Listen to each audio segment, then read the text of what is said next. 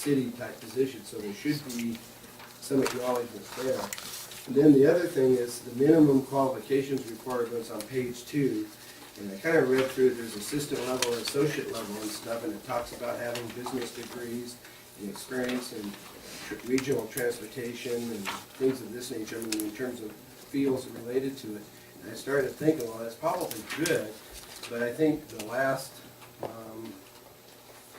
15 years or maybe even farther back that we haven't had this kind of a position. We used to, the commission didn't have all this technical staff. This is more recent in terms of the last 10 or 20 years, not in the last 40 years since it was created by law.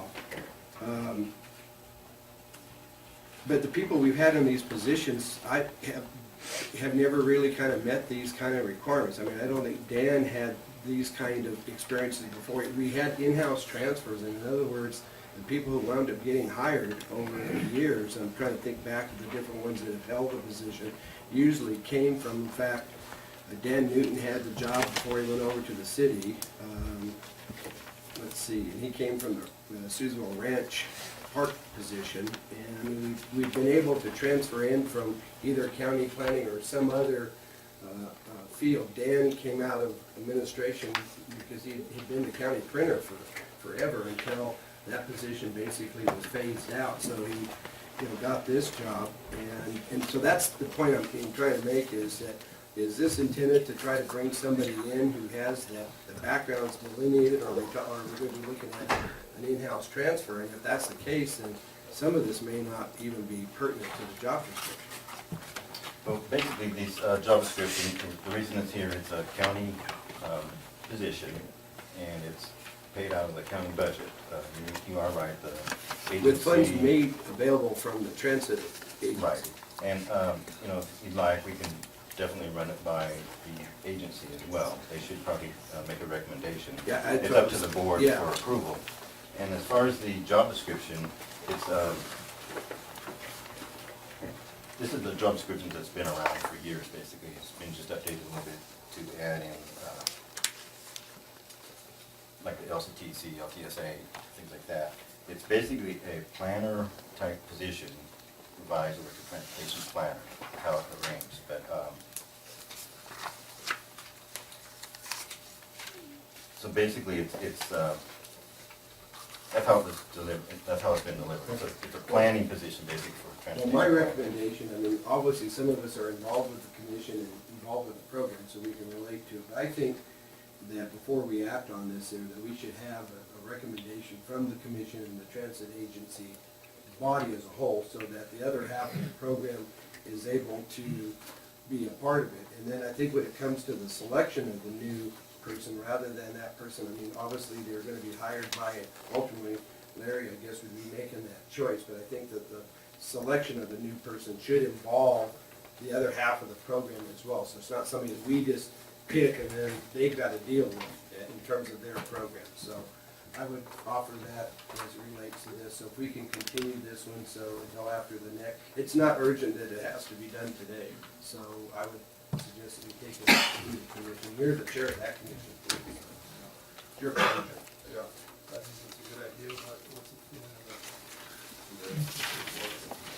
Yeah, absolutely. I'm kind of afraid that we start putting all these requirements on this position, we won't be able to promote from within from somebody who really knows the system. And well, it needs to be addressed. There's no question. Well, I think it's fine to promote within, and I'm fully 100% in favor of that. But at the same time, when you put out there that they have 1 or 2 years experience in financial contract management, they also have an equivalent degree in business administration or finance, and then you have transportation requirements in terms of some experience in terms of transportation. Understanding, and especially for this kind of job, as you're dealing with the rural bus, you're dealing, I mean, Dan did a very good job of bringing himself up to speed, and he was very effective in the role there, but it was not something that he was naturally trained for. So if you're going to promote within, let's promote within somebody who has that training and experience. If that's what the guy on the outside who's applying is applying based on these criteria, and he's being judged against somebody in-house who doesn't have any of these criteria, and he's the person who's qualified is filtered out. So the purpose is to find the most qualified person to do it. And I would say that we have not had an inherent, you know, experience feel for the people who've been the occupants of these positions in recent years. The other position also came out of planning and is more general in nature, probably not as specific in terms of running the bus system. But you gotta have somebody who understands how a bus system runs if you're gonna hire a person that's designed for that. And that's, I think that's the point that the commission needs to decide, is this suitable for what they want, or they want something different? I mean, we need to know that. So if we're gonna hire it, otherwise you're not gonna have a good fit, and then you could have problems. Right, I think the other thing that comes into this, if we're gonna be looking at this, it probably needs to be ran back through personnel and, Oh, yeah. for the state to make sure the wages and thing are comparable with other county positions. I agree. So anyway, if that's, I would hope that we would do that. Larry, what's that position pay? It's a range 18 for the assistant, Uh-huh. and 20 for the associate. And you pick 18, 20. And what does that run normally? $20, I don't recall, I think it starts at $20 an hour, for the assistant, I believe, 20, 15 an hour. 20 to 26 bucks, and somewhere in that range.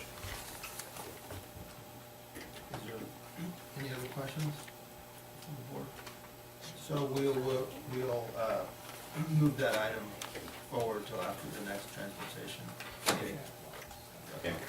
thank you. Thank you. Okay, I believe that takes us to item G9. The G8 is the next step. G8, which is the victim witness assistance program. Yeah, this, I see Denise is here, and I'm glad that you're here. I mean, we've had these vertical grants that we've had, and some of them might have been either non-funded or underfunded. Is this the one, is this the one that is fully funded? Yes, it is. Okay, we have had no problems with getting funding on that, because that was a concern. No, I believe that the one you're thinking of has gone away. That was the statutory rate. Yeah, there's 2 or 3 of them, and most of them have all gone away except for this one. I just want to make sure that, so this is kind of one that we have an allocation already predetermined, where we're not like competing for the grant. Is that? Absolutely, that's Yeah. correct. So we're just basically playing for whatever that allocation is to run the program. And we gear the program to the amount of money they give us rather than a bigger thing, and this is just a piece of the pie. Correct, and it's Okay. partly federal money and part state money. Okay, that's what I wanted to make sure before we acted on it. And I would support, Mr. Chairman, to move that we approve item G8. Okay, it's been moved and seconded. All those in favor say aye. Aye. Any opposed? Chair votes aye, it passes unanimous.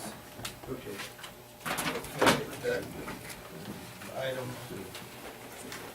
Here it is. G9 and 10 are to do with the behavioral health department. We'll take up G9.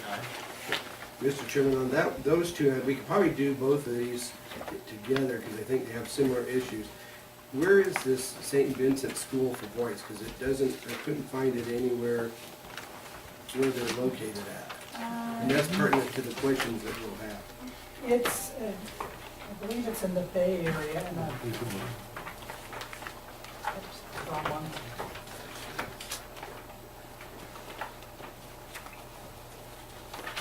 No, it's in the full contract, it's not in the amendment. But it's in the Bay Area, it's one of our placements where we place kids who have serious needs. Okay. What is the age level that we were using with that? I mean, when I say boys, I'm thinking is it under 18, or is it, 14 to 21, or, I mean, there's different age categories, but They're under 18. under 18, okay. Typically, they run 12 to 18.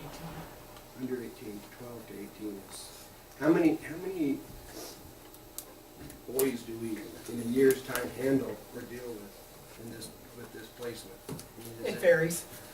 That's why our contracts are grouped together, because when we consider placements for adults or kids, we consider what their needs are and what program's offering the best program to address those needs. So we have our contracts grouped by, whether residential at this sort of treatment service, or maybe emergency hospitalization like the 5150s. And then that way we have the contracts in place and we pick the one that's the right place and we place the people there. Generally, they don't stay there full-time. We have a few people who are in long-term care for behavioral health issues, but generally, they're back out within, 5150s are out generally within 2 days or sometimes less, unless they're required to stay another couple of weeks. A place like this is usually about 6 months to a year, depending on how much progress the kid makes. So it's Did I like answer a, your it's question? kind of like, it's kind of like a, It's, it's not a psychiatric hospital, it's it's a treatment center, a residential treatment center. So, in fact, there is a foster child who's placed there too. And that child is placed there under foster care. The one that this contract is for is not, but that's a possibility too. Now, you indicate you have a budget, and there's, it sounds like there's several similar agreements, but the budget cumulative of those agreements, or is this one separate, but it talks about a maximum budget expenditure of $340,000? Yeah, the 340,000 is for the group of similar contracts. Okay.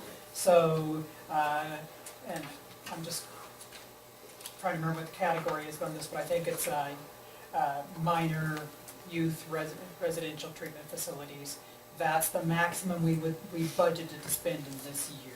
For this For area. this, right, for this. So this is one of maybe 5 or 6 contracts that potentially could provide Yeah. service for that Yeah, area. we have several. But the bulk amount total will not exceed $340,000? Right. Okay, so that we're not having a contract with these people for $340,000. Because when I read that, it kind of led me to believe that may be the case, but it didn't make it like definitive. So I was kind of hoping that we aren't just one place with $340,000. And I struggle with the language on that and how to make it clear in Yeah. a single sentence without giving you the whole rehash of how we got there.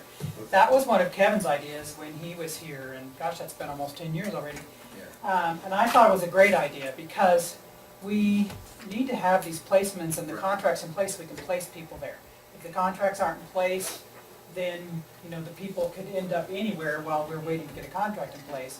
If the contract's in place, we like their services, we have a relationship with them, we only get billed if we actually place people there, and we're good and ready to go, but we also know that we're not going to, some year we might have a whole bunch of kids that go into that one particular place because they all have similar conditions. Other years we might scatter, some years we might not have anybody in any of those, in that category of contracts, so. Yeah, as part of this, I'm going to combine these two because they're kind of together. In G10, I did find in the signature block where the person that signed it on behalf of this Jordan Recovery Center was in Crescent City. So I assume that this facility is in Crescent City or the North Coast area. Yes, I believe this one is. The thing about these organizations is they often have multiple sites, but I do think Jordan is in Crescent City because this is a substance use disorder treatment facility. And the clients for these here would also be that 18 and under, kind of similar. This is more for alcohol and drug residential treatment versus the mental health type services. Jordan is for adults, It's for adults. I believe so.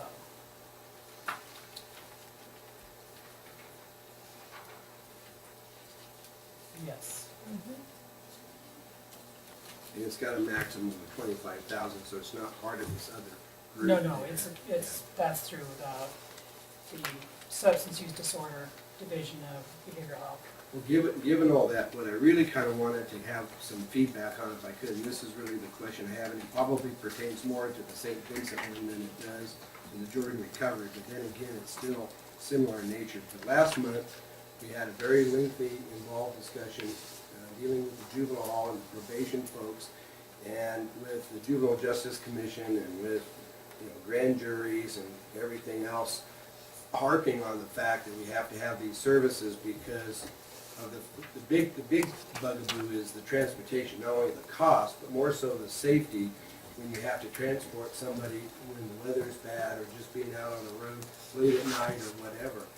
So the reason why I raise that is if that's true, I mean, let's just assume, I'm saying still not I'm sold on the debate as it relates to that issue, but if that is indeed true, and we have that concern, then why don't we have that concern when it comes to these kind of services too? Because we're transporting clients, and in this case, under 18 age boys mostly 12 to 18-year-olds, it could be younger even, that could, for whatever reason, if they're having some sort of, and I assume these are based on court placements, because you just don't grab somebody and haul them down to a treatment center. Actually, we can.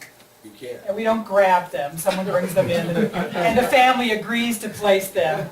And in By some, consent. in some instances, in other instances, they're placed there But- because they are But either. the issue dependents or- being is that the roads that are horrible getting in and out when it comes to placing wards of the court vis-a-vis through the juvenile justice program in terms of facilities wherever they may be around. I mean, that was a big part of the argument that was made to us.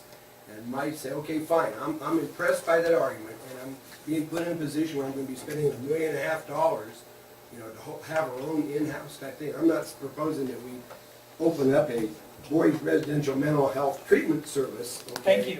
You know, yeah, I mean, yeah, I can imagine, Don't want that. yeah, I can imagine that. But it doesn't change the fact that if it's unsafe for the juvenile to be on the road with our staff, why isn't it unsafe in this instance to have a juvenile on the road with staff pursuing this?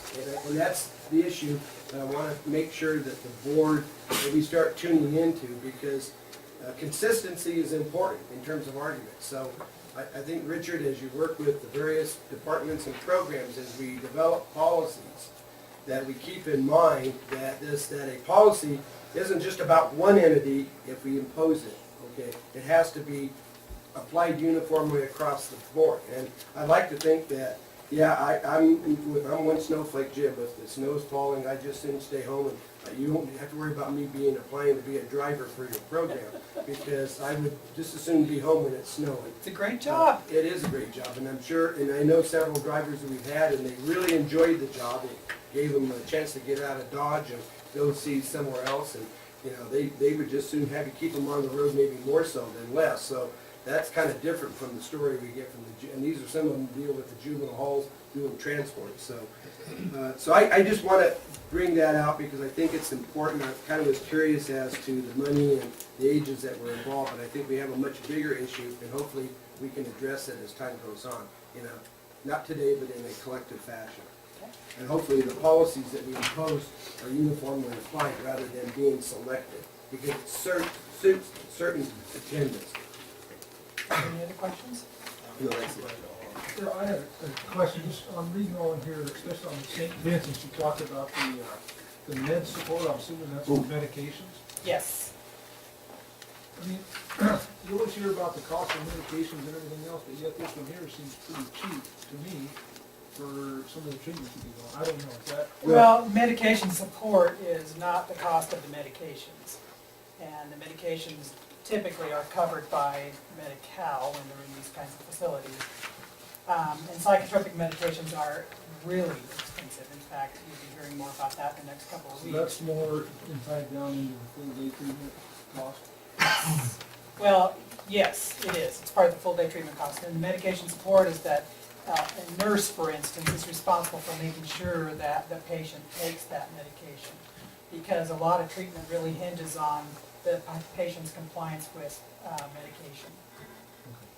Actually, if I can, I'm glad you brought that up because I had it flagged. There was one other question, and I think what I caught it's the 482 is per minute. Yes. This here is per half day or full day in terms of the cost. So if, you know, they decide to bill us for med support and just as a single item based on a per minute count, you take whatever that amount is times 482, so you could be talking about tens of thousands of dollars over a period of time being billed through that versus these daily rates down here. And that was, I wanted to make sure that that was what I was reading, but That's correct. That- A lot of Medi-Cal billing is per minute. yeah, so, you know, it's kind of like when you go into the store and they tell you that, you know, that whatever you're gonna consume is 160 calories, and you think, oh, that, I can handle that within my diet and stuff, and then you look at the per servings, and if you consume whatever it is they're trying to sell you, it's like the equivalent of 3 or 4 servings. So instead of telling you that this thing is like high loaded with calories, you know, and so you won't buy it, they kind of, well, do it by per minute. And so I think what I'd like to ask in the future on things like this, so you can do that per minute charge, but give us a column out there as to what the potential is for the, and that's why you need $340,000 in that line item, is it's kind of the measurement, you deal with that down at your store, I'm sure, in terms of how you market the product, in terms of how you quantify that. So I thought this is the first time I've seen a per minute charge versus just giving us a daily rate or half a daily. Tom Yeah. sells the toilet paper by the square. Well, they do have those little stickers says that per square, it's like 5.2 cents, so you can look for the cheapest square that way. I beat that. I had a quick question. I guess just a comment. Jim, it's, when you look at these type of monies, I mean, it seems a pity that we couldn't transform or come up with a plan, for a juvenile hall Yep. to serve these needs. I know it would take a heck of a lot of, investment in it, but I mean, imagine if we could serve these type of needs for not only our county, Modoc, Loomis, and these types of monies come here. Maybe we should charge juvenile hall out by the per minute, we probably could recover those dollars. But These are big businesses, and the only way you can sustain them is by being able to treat a lot of people. And right now, there's a shortage of these kinds of services around the state, so there's a lot of competition for them. We don't even have the capacity here. We don't have the psychiatrists, we don't have the psych techs, we don't have all that here to do this. And then if the county took it on, there is a huge insurance liability that goes with this. And it's Yeah. not something I want to take on. As far as the hall, one of the things Jennifer and I have been talking about is if there's some way to use part of that vacant space as, say, some kind of a day treatment center where we could do some reimbursement and draw down some Medi-Cal funds for that. So we've been looking into some options like that, and she's getting some advice from consultants at the board. It's the Well, I can handle, Community I corrections can or handle something. being in charge. I don't think we would want to try to set up a treatment center like this outfit in the Bay Area, which is probably one of maybe 5 or 6 in the whole state, who knows? But I am concerned about like the transportation thing, and maybe if the probation guys are afraid to go out and travel on the road, maybe probation could contract with Mel's transport operation where they could provide those kind of transports. And who knows, maybe there's ways of consolidating, as they take this kid down to St. Vincent's and we have a ward that needs to be picked up in Marin County to be brought back for probation, instead of sending a probation guy down and back who have concerns about being on the road, or their bosses are concerned about being on the road. Maybe our guy can pick up on a return trip, bring the person back, so do some coordination that way, so. I just find it Well, there's kind of interesting. some issues about the use of caged vehicles. So unless in 5150s, we can't transport ours in a caged vehicle, our HSS clients. And I believe if they're wards from the hall or headed to a hall, they do have to be transported in caged. And that's just my understanding. I could be totally wrong on that. Definitely something worth looking into. I mean, there may be a way to share vehicles and drivers and figure something out. I'm Sure. not opposed to that at all. In fact, I think the more we share the transportation costs, the better transportation system we could build, although I wanted for years to just give it to the transportation department. Thank you. I think we better move on. Yeah. So, looking for a motion on this? I would move, Mr. Chairman, that we go ahead and authorize both G9 and G10 and approve these contracts, given the discussion that we had. I'll second. Okay, it's been moved and seconded. All those in favor say aye. Aye. Any opposed? Chair votes aye. Passes unanimous. Thank you. Thank you. All right, I believe that takes care of all of our. Thank you, items. Let's quickly do H3, the commitment appointees.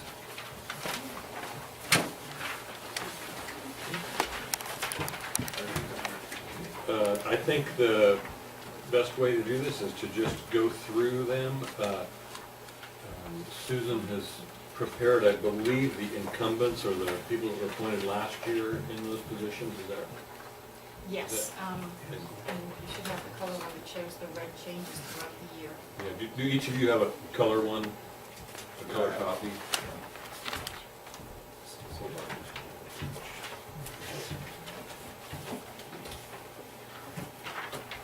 should we just go down the line? I think we'll just go down the line and It do makes it that. easier. The most appropriate. So, number one is, the poet laureate, Violet Stout. Number two, Cal Neva, RC and D. Didn't we change his appointments already? I could not I find don't- that one. I don't believe we did. Okay. Didn't we move everything? Yeah. Well, we made a lot of the changes, but I did not see this So one. we'll So that's why write- I'd like to, I'd like to This is clarify. first I've seen of this. Supervisor Hammond will be Okay. Well, I was gonna say, you know, Mr. Chairman, if we could, I mean, not that, I have no problem with Tom doing that, but since Supervisor Alvo was the alternate, you know, in this kind of situation, it might be good to make him the regular and then make Hammond the alternate, That's unless fine. Aaron, and, Okay. because I think this one functions more up in Modoc County and into northwest Nevada in terms of Washington. I had actually served on this years ago with the city, and I think it probably would be, you know, something that maybe Aaron would want to do, if that sounds. Is that okay with you, Aaron? It's fine with me. Okay, so we'll do that. Thanks, Joe. Okay, number three. Okay, we made that appointment Yeah, in we- September. Yeah. Okay. So going back to number two, is Tom gonna be the alternate then? Yeah. Yeah, that's Yes. fine. Mhm. Yeah. Okay, we go down to, number five's been done, Yeah. number six is done, number, Now, 7 is the Nortec, that's the one I serve on, and Jack had been the alternate, but I don't think Tom put that one on. I Nope, didn't find that either. Did you find that? that's a new one. I'll do that. Okay, be the alternate, because we Sure. do have a meeting coming up in a couple of weeks, so Okay. I'll get together with you and Yeah. converse with you about it. All right. Now, in number 8, this one I kind of questioned being on there. Now, there was a time when we had, under the JPA with the Nortec JPA, we had, the actual Workforce Investment Board is appointed by the Nortec Governing Board. So that's not an appointment we make. But we've had representatives from our county because they allocated them about a year or so ago. They changed all that, they downsized the lid. And instead of having the people serving be county-based, they're based on whether they're labor or business or work for, you know, different fields. And that's defined by the Workforce Investment Act, and the state has made them kind of clean up that. And Ken has actually resigned and is no longer functioning in that capacity. Sophie is serving as a labor representative, and they're in the process of entertaining an appointment, probably won't be till May, April, at the April meeting of a business appointment. So I would say we just take that one totally off our Okay. list, That's, because, yeah. okay, thank you for that Yeah. suggestion. So number 9 has been done, Yeah. planning and services area, that's Supervisor Hammond. Number 10, I was gonna ask if you would, on dealing with RCRC, that Aaron has been, became the alternate for CSAC, and I was kinda interested in, because a lot of what CSAC does interfaces with RCRC and vice versa. And actually, several of the CSAC directors are also RC directors or at least alternates, and so I was kinda thinking that if it's okay with you, that maybe I could be the alternate to Aaron for that and be able to dovetail those two more together. No problem. Yeah, if that works for you. so Supervisor Alvar and Supervisor Chapman's the alternate. Okay. Okay, then number 11 is RCRC, Rural Home Mortgage Finance Authority. We have Supervisor Albaugh with Richard Egan. Number 12, RCRC Environmental Services Joint Powers Authority. Supervisor Albaugh, I'm listed as the alternate. Would you like to? Yeah, I could go ahead and do that. So Supervisor Chapman will be the alternate. Now, on this finance authority, because it's really dealing more with money, I would think that the alternate may be Mr. Egan, just like he, on the one that dealt with, the Rural Home Mortgage Finance Authority, that might be one that, for the alternate, would be better to have somebody from staff like that, I don't know. So treasurer and tax collector. They kind of tie together, so, Okay. They do, I think. yeah. Number 14, Small Counties Advisory Committee. That's Melody's, CMSP. Yeah, that was, Blame me, You're the, I've been the alternate. you've been the, it looks like you're the main one here in the, no, it it doesn't has, say alternate